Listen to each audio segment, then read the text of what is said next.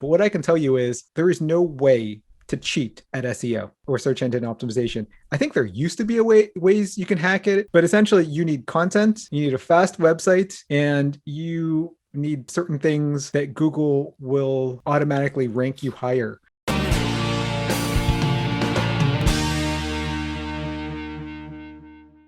Hey, what's up? Welcome back to the CashPT Lunch Hour podcast. This is your host, Erson LeBauer, and today my special guest is Dr. E. Dr. E is a longtime friend, frequent visitor to the podcast, and Erson Religioso. He is the modern manual therapist, but he also does some amazing things with e-commerce.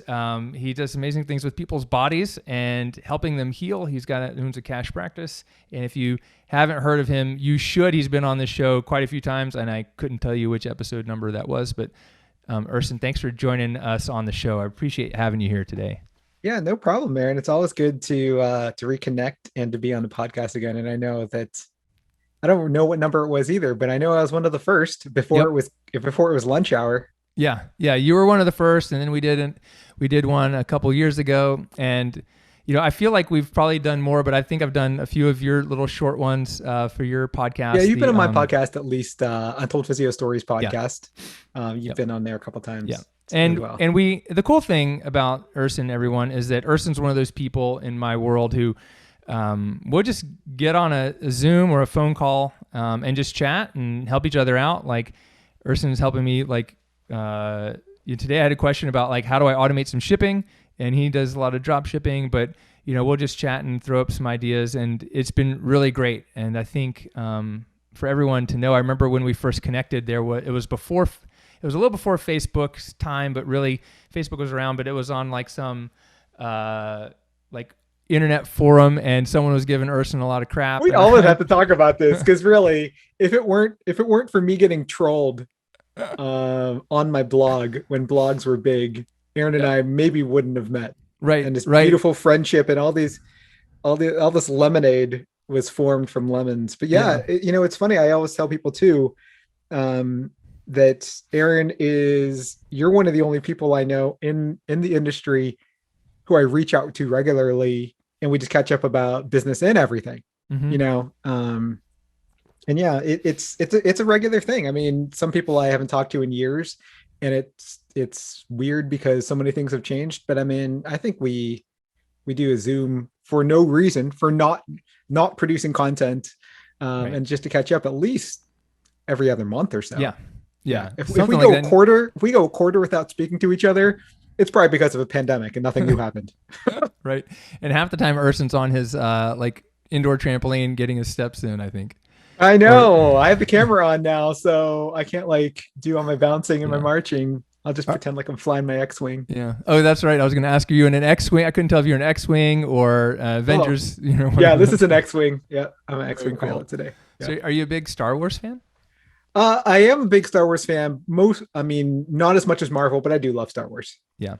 Do you remember? And I know we're going to get a little off topic, but we'll get to. I got some cool business questions for him first, but I want to ask: when was your first experience with Star Wars, and what was that like for you?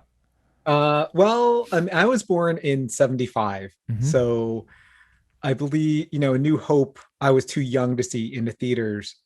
But all my friends had been talking about Star Wars. My brothers were talking about Star Wars. And, way back in the original trilogy, it was 5 or 6 years before the next movie came out. It wasn't 2 years later. It wasn't this automated process, very streamlined where, the next $1 billion blockbuster comes out in every 2 years. So my mother, I remember I begged her to take me to see Empire Strikes Back. So I hadn't even seen Star Wars. My first Star Wars movie, I didn't see A New Hope. Was Empire Strikes Back, which is arguably, one of the best ones. And I loved it. And I remember my poor mom just took me to go see in the theater. I didn't go with friends or anything, but at least I could talk about it with my friends. And wow, I was pretty shocked that spoiler alert about Darth Vader. There's a big reveal at the end. I remember my brother and I was born in 1973. My brother was born in 1975, and we didn't see it either, but my parents wouldn't let us go to Empire Strikes Back, or that was 78 and I was too young. But I think Return of Yeah, the no, Jedi Empire was, Strikes Back, I believe, was 85 or something oh, like it that, was 83. Like 85. Okay. I was definitely old enough to see it. Like Yeah. I was So we were 7 or seeing, something like that. my brother and I got our parents to either rent a Betamax version of A New Hope, or we were able to finally get it on HBO. And I remember sitting there, and when the 20th Century Fox thing comes on, it's like dum dum, and the music starts. We're like, oh, those are the guns, those are the Yeah, things, because we just knew about it, but we didn't know what it was about because like yeah. you can only hear the stories. And I remember that moment, and I think I've seen that movie 100 times. I, you know, I know. I've seen the original trilogy a lot. yeah, That's back when you didn't have unlimited content right. on your in your hand. Like, how often do you watch anything? Like, I'm rewatching all the Marvel movies now with my Mm-hmm. older 3 kids, and it's great rewatching Yeah. it with them. But I've never rewatched an entire movie other than maybe I saw Endgame twice, or I Right. saw Infinity War twice, or something in the theaters with my brothers. But you don't watch it over. You don't have the time to watch it like over and over again. Plus, there's like always new There's a content. lot of new options. Yeah, There's always options. I'm watching all the Marvel movies in timeline order now too. I'm like up to Thor Ragnarok. Oh man, that's one of the best ones. It's so good. It's so It is good. really good. It's so quirky and weird. And, Yeah. that's really awesome. What is there anything like? Let's relate this to like. Let's relate this to business. Let's relate this to business. Besides being what Aaron and Erson generally talk about.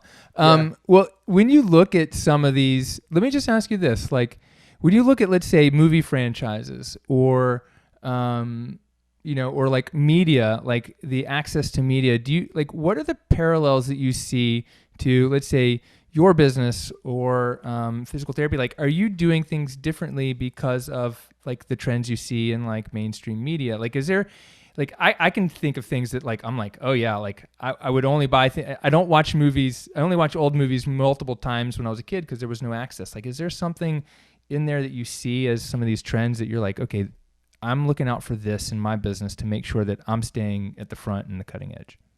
Yeah. I mean, I think you and I have talked about this a lot over the years. Is I try to see whatever is current and topical and be on that, right? Mm-hmm. Because I talked about blogs being a thing, and I often still talk about it's just important to have your content everywhere. I mean, I've said that for years, and I've probably Right. said it the last time we were talking. Um, and there's always new means of getting content out there. And there are certain things that I just haven't gotten around to. Like I said, I would never do TikTok, but everyone else introduced their own version of TikTok, and now they're a reel, like Instagram has its reels, right? So I see what is out there, and I just can't bring myself to do, say, what's working for a lot of YouTube content creators is they do like 30-40 minute, like super highly produced shows.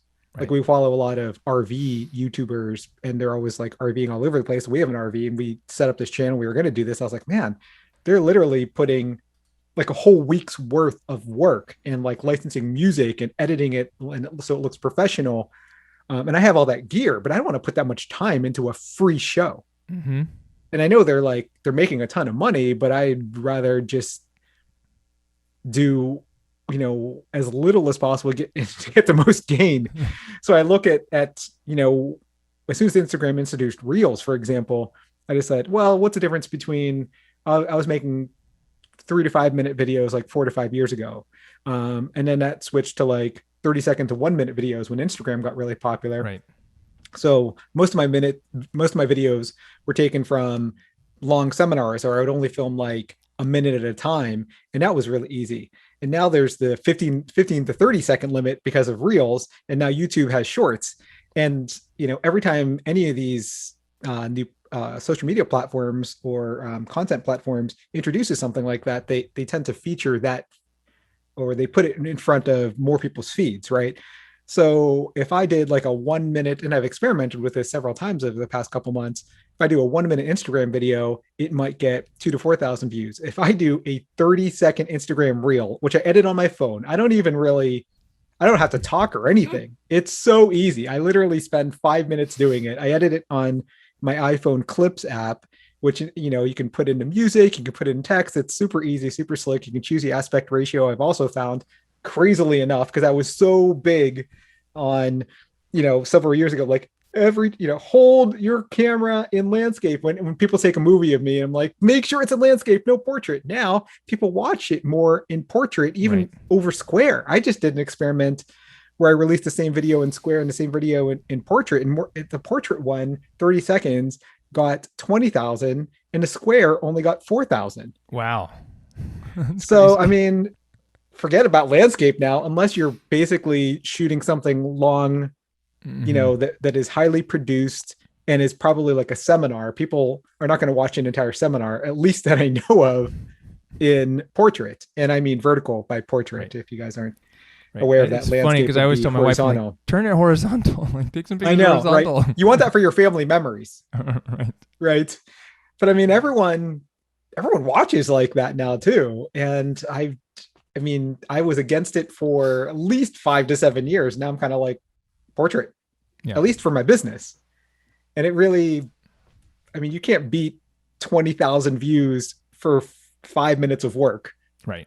No, that's less. Awesome. I'm going to need to go do that. So what was that app on your phone that are you to make these Instagram reels? Are you using Instagram app? Or you said you're using like a Clips app on the iPhone? Yeah, it's an Apple app called Clips. So you just download from the App Store. It doesn't come native to iOS, and you can use it on your iPad and iPhone. It's honestly easier to use it on your iPhone. You can choose the aspect ratio. You can choose whether it's horizontal or vertical, and it has like a bunch of little pre-made stickers like sound on, or you can re-record. You can voice over it.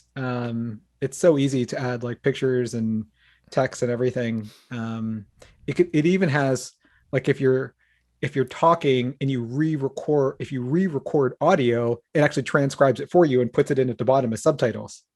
Oh, cool. That's so easy. Yeah, it's pretty slick. And yeah, I do everything. And the reason why I don't use Instagram is because then you're tied to basically uploading it to Instagram. You have to download it back off Instagram, and the quality is never as good. So I edit the video native on my iPhone or iPad, and that way, and then I upload it to Google Drive, and then I upload that same video to Instagram, YouTube for new shorts, LinkedIn, and Twitter, and LinkedIn Facebook. Does like a thing like this too? They all do. God. I know. I couldn't believe it. Like, my LinkedIn videos just until recently were getting maybe like 2 likes, 20 views or something. I don't know what happened with my last video. It's gotten 1,000 views on LinkedIn. Wow. That's a lot. That is a huge. That, it's funny. Like, LinkedIn used to be a great place to connect with other physical therapists. At least now it's just a bunch of recruiters and people that want, like, it's the worst. Like, every time, and they want to market for me and they want to coach me and all this. I know. Like, anytime I see someone who's a coach or whatever, I instantly just like, I don't know this person. If it's just like a clinician only with nothing about coach or wellness or I help other, as soon as I see I help, I'm just like, I just want to block this person, because within like 2 days, you get this automated like, hey, Aaron, I just noticed I loved your latest post on whatever. And yeah, I noticed you're also a coach. Do you need help growing your business? Like, I know, like, no, last time I checked, I have more followers than you. It's like, LinkedIn is a little different, but most of the people you get like the same kind of spam on Facebook and YouTube. They have like 3 followers, and and I think it's what I've realized is I think some of those, like, some of them are real people, but a lot of those ones with 0 followers, I think those are the bots they keep setting up and keep getting shut down. But like, I've gotten this message, and it's like, your account isn't any good. Do you need help making it good? I'm like, who's to say my account's not good? Neither is your English. Right? I know. Yeah. And it's crazy. I know there are people on here listening who are like, yeah, I get those too. And sometimes like, well, should I do it? I don't know. Have you ever responded to anyone who's like, someone just asked me about this. Someone just asked me honestly about, because I also do website setup, and I help people optimize their website so it's mobile optimized and you get the best kind of SEO. What I can tell you is you will get for your websites weekly emails about, hey, I'm an SEO content expert, and I just noticed your website just is poor in the following 5 things. And that very well may be true. But what I can tell you is there is no way to cheat at SEO or search engine optimization. I think there used to be ways you can hack it, but essentially you need content, you need a fast website, and you need certain things that Google will automatically rank you higher. Like you need, again, a website that loads fast. You don't want to have too much like JavaScript or plugins that kind of slow it down. Your host shouldn't be too slow. I remember like one of your original funnels was like super slow. I'm like, Yeah. Aaron, like I'm trying my affiliate link and it's like taking over 2 minutes of load and timing out. And I'm pretty sure we're not like flooding it, with traffic right now. Right. And Right. you're And that using was like, a page that we had a lot of trouble with. And there was like some hidden code in there from it being a template of something else that we had used. We got it to actually got it to speed up. And then Jake and I found it like about just like 6 weeks ago. And he was like, oh, here's the code. And we just got rid of it. yeah, yeah. You know? And there's other things too that you can do, like make sure that you don't have an interstitial pop-up that's bigger than 2/3 of the screen. That's why I went after Google said, hey, we're gonna like decrease your search ranking if you have a pop-up, whether it's like one of those exit intent pop-ups, meaning Mm-hmm. like you scroll, then you scroll back up or whatever. It uses some kind of machine learning that says like, oh, this person's gonna leave. So you pop up like, hey, are you sure you're leaving? Anytime you have a pop-up that takes up more than so much of the screen, that also will decrease your ranking. So you can do things to prevent the decrease in ranking, but in terms of increase, basically you need content. You need Yep. content, and you need regular traffic, and there's many different ways to get traffic, which is why I always say you need to produce as much free content on as many different platforms as possible, whether it's Instagram. I do Instagram, Facebook, YouTube, LinkedIn, Twitter. I pretty much release either the same content or different versions, like maybe a minute long on one platform and 30 Mm-hmm. seconds long on another platform of essentially the same content. And then I do podcasts because podcasts are really still a growing thing. They are. Are you still posting to your blog and having guest blog I do. like The posts? majority of I just use like I repurpose people's Instagram posts Mm-hmm. or other people's blog posts with their permission. And the only reason why I do that is for evergreen content, because I Yep. no one goes to it directly. I have like a small handful of followers. But when Facebook started, basically making everyone boost their posts for like the smallest amount of reach. I mean, like they got us so, 7 years ago, I would post something, put a picture with it, and I was on get 200,000 reach, Right. crazy for free, right? It was nuts. And then that kept on decreasing and decreasing, decreasing. Now you have to like pay a lot of money to get a fraction of that reach. So, on Facebook, I may boost something for a small amount. But I can always measure my ROI because I'm going to target it to PTs. And I know what you said, it's easier for me because I have products versus like a service that people would have to trust you for, Mm-hmm. right? That's a difference. But I do the same thing for my clinic, and it is harder to essentially do like a cold ad versus a warm ad. Right. Right. Yeah. Um, I've learned like cold ads for clinic, but also cold ads for online products and courses. They're really, really difficult. But I think that's what a lot of people start with, right? They yeah, start with just like an ad to sell a product. Are, is there a specific way that you are generating leads and nurturing them these days? Before you offer them like your products, like how is that working for you and what's working well? yeah. I mean, usually what I'll do is I'll just boost something on Instagram and Facebook for the smallest amount. Sometimes I know if I see the video is doing particularly well without a boost, I'll boost it for like say $100, Mm-hmm. and that way you can always add like a call to action. My call to action leads directly to my funnel. Mm-hmm. Yeah. And are you Um, creating audiences out of the people that like interact with those, or are you finding something that is already has some traction organically and you're like, okay, let's give it a little push? yeah, I still have people sign up like for free ebooks on my Mm-hmm. site. I honestly I don't check to see where my audience is currently coming from. I used to have a bunch of little separate audiences and tags and everything, and it was too much for me to manage because I had Yeah. too much going on. So now I just funnel everyone into my main kind of store plus seminars plus blog audience, and it's just easy for me to manage that way. Um, and again, because I don't have VAs or anything, I don't like Yep. analyze all the different tags that I've like auto applied to everyone. Like these came from this funnel or this came from buying this product. But I do still have like, depending on where they signed up from, I definitely have email automations that welcome them, and the email automation is my first funnel. A couple years ago when I spoke for BizCon 20, no, not 2020. 2020. Yeah. No. It was when When you came to Endgame one of came. our Platinum Mastermind events. Yes. And I was talking about those the web stories, Google's web stories. That is just another way that like I repurposed those to be the beginning of a funnel, because not only are they going to show up in search, but I just think they're really easy and slick, kind of almost ebook like things, right? Right. So I'll take my Instagram reel, that's a 30-second video, but I'll build a whole story around it. And a story on the web, like Google, is essentially like an Instagram story, the way an Instagram story is supposed to be done.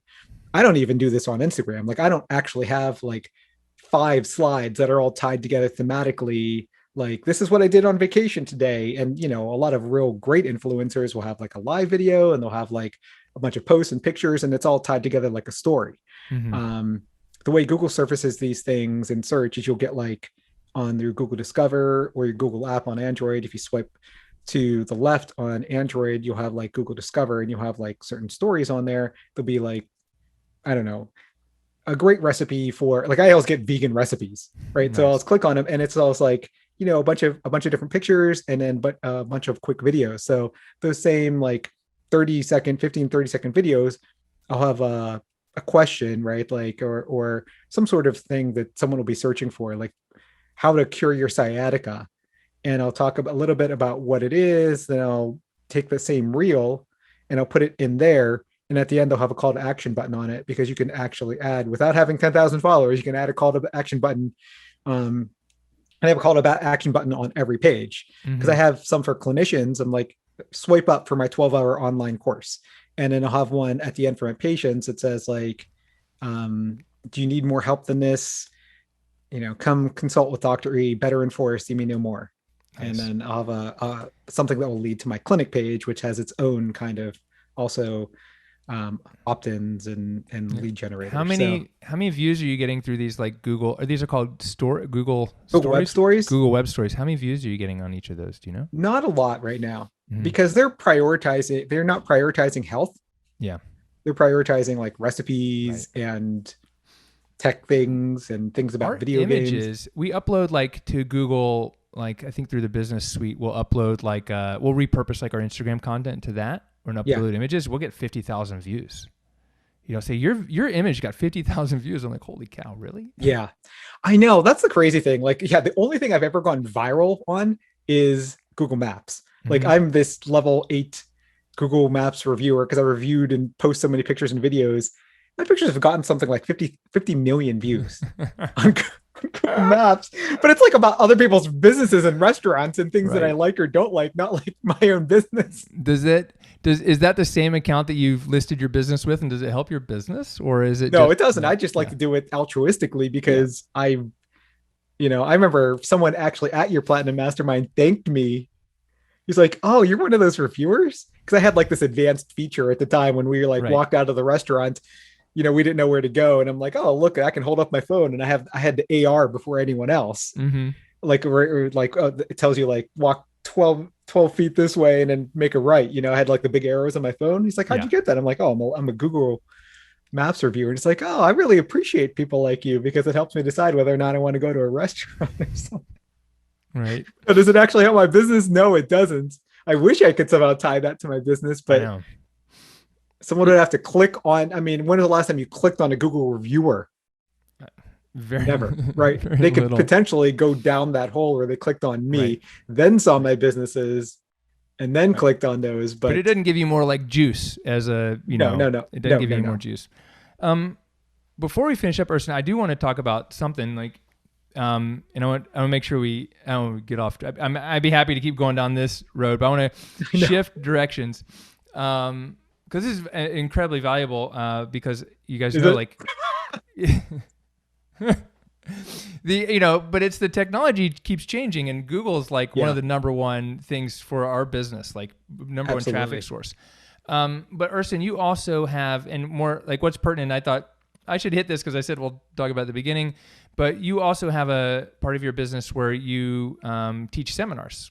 Yeah. And for a long time last year, you couldn't teach seminars. Hmm. Can you just share a little bit, like, you know, maybe a little bit about what you did instead, but what are you doing? Are you doing anything differently now that your seminars are back up? And how has that transition starting up these seminars again? How has that been for you? Are there different Yeah, I mean, things? it What's was different?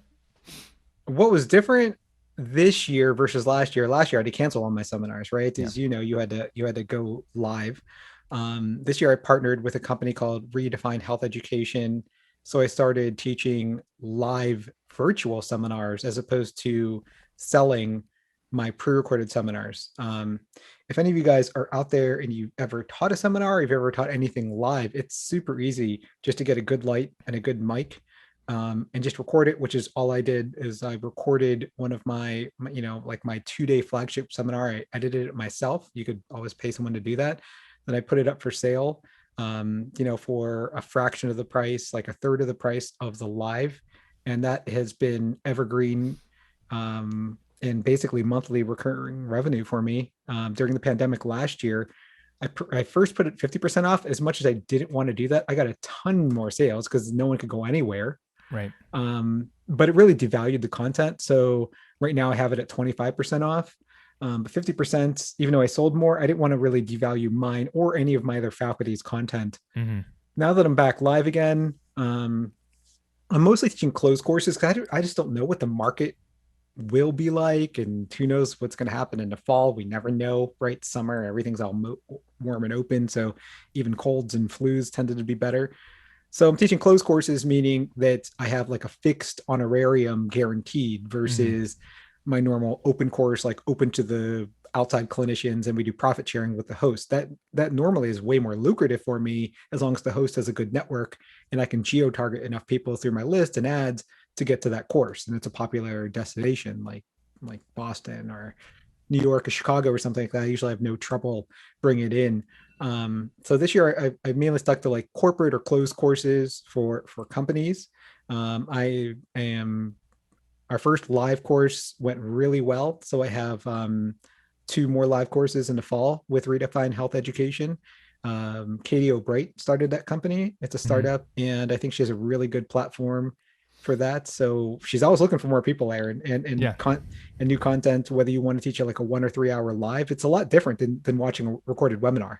Yeah. For sure. Because I actually had live participants and I had like a live model I was demonstrating on. Then I was able to give feedback from everyone else's through their webcam when they were actually practicing on people because they were supposed to bring their own participants. Oh wow. Interesting. Yeah. So, what was it? Was there anything different? Like, was it interesting for you getting back, like with COVID protocols or masking, or like were you Yeah. guys having to have less people? I mean, what's the? Well, the first course I taught was a closed course again. It was 30, but it was like a huge open gym, Mm-hmm. and everyone was masked. And I think the thing that was most difficult for me as a speaker, speaking 16 hours, I mean, I'm cash based. I don't see a huge amount of patients. So it's not like I wasn't able to take mask breaks, but Right. literally wearing a mask the whole time at the airport, the whole time in a plane. I went to the hotel, rested, then wearing a mask for another 8 hours straight. The hardest part, and I told you this earlier, was like me keeping the mask on my own face. Like I'm Mm-hmm. talking the entire time. And the more you talk, the more it slips down, Right. and even when you're working on patients and everything, it's not like you're not continuously talking. But when you're teaching, I could keep on like lifting it up. I'm like, this is so pointless.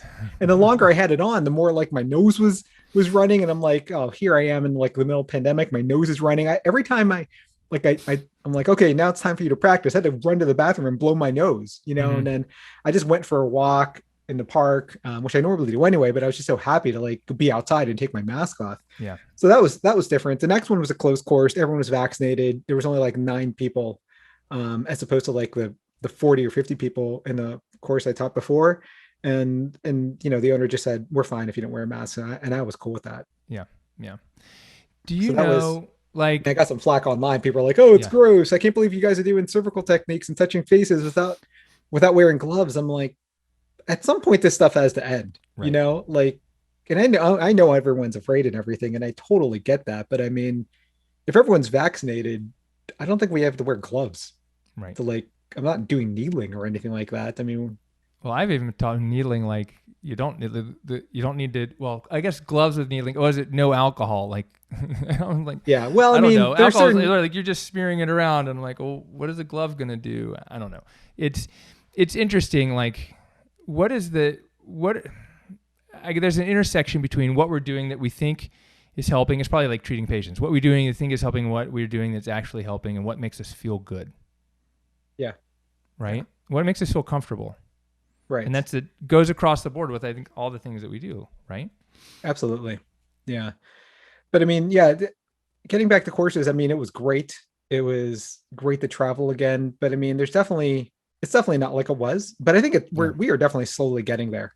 yeah. What do you see with the 2 minutes we have left? What do you see as the like? What's the? I'm not going to say the future long term, but like, what's the next year have in store for you or for us? It's not as friends, but like us as physical therapists or physical therapy business owners. Like, what do you see? Do you see any trends coming along? Whether it is with the pandemic and COVID, or with technology, or is there something that you Well, I can think the say trend like, that I mean, last year I heard of a couple of places that I know were doing really, really well before. And they were only doing physician marketing and not direct mm-hmm, marketing. And they ended up closing. yeah, And that's really a shame. And they were doing really well before it. And you even come on my podcast before and talked about why you shouldn't market directly to physicians, I right? know. And we both had a story about that. But I surprisingly, I've heard a lot of stories though from different clinic owners who have reached out to me, whether they're just purchasing my products or they want to host me or something. And I always ask, hey, how have you been doing over the past year in 2020, 2021? And a lot of people are up. A lot of people are doing Mm-hmm. better.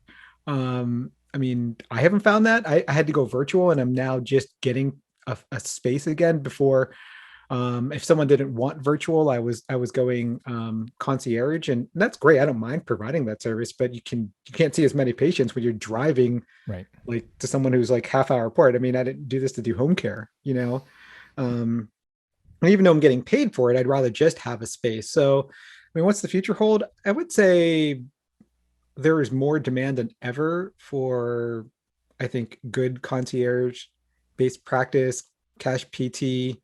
um, I do see that virtual, I think, is kind of here to stay, and more payers are actually covering virtual. So that's a great thing for us.